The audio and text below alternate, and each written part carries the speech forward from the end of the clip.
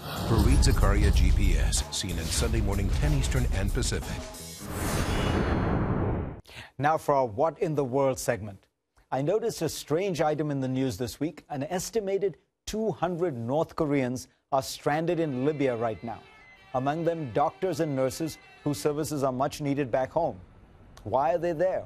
Why can't they go back? Well, it turns out that they were sent to Libya to earn desperately needed hard currency for North Korea's tyrant Kim Jong-il.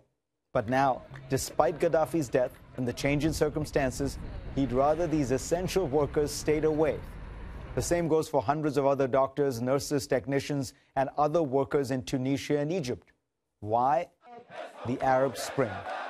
The dear leader doesn't want these people who have seen street protests succeed and dictatorships fall to return and talk about it. In fact, editorials in South Korean newspapers say that only 1% of North Koreans have even heard of the Arab Spring. So how you could have such an exact figure beats me.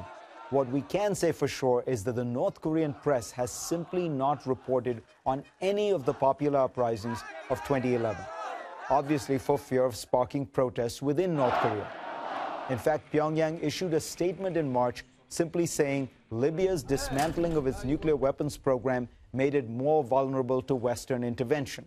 In other words, we, the North Koreans, will keep our nukes as our insurance policy against regime change. So don't expect Pyongyang to disarm anytime soon.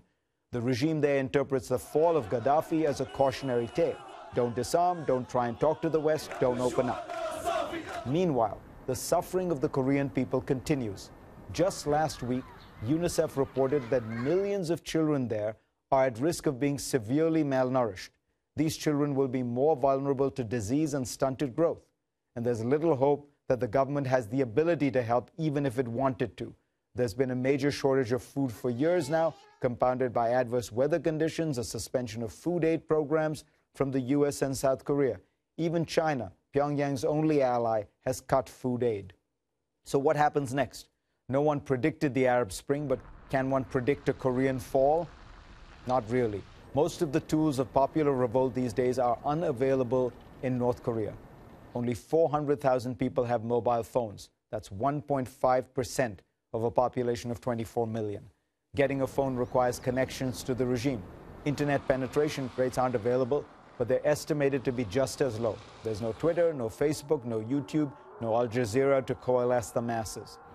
So bottom-up change does not look like it's going to happen anytime soon. So perhaps change could come when there's change at the top. Despite recent scenes of Kim Jong-il looking healthy, he was in talks with the Chinese. He is 70 years old. It's been reported he's had a stroke and has had cancer, and he's picked his successor in a rushed manner. But the army, intelligence apparatus, and the police appear to be solidly behind him and his family. We'll probably never know what's really going on in North Korea, and there is little appetite in China, the one country with influence in North Korea, to force change in Pyongyang. But it is worth remembering that in a time of mass global unrest and popular uprisings, North Korea remains a highly secretive, brutal dictatorship enslaving its people, arguably the world's worst regime.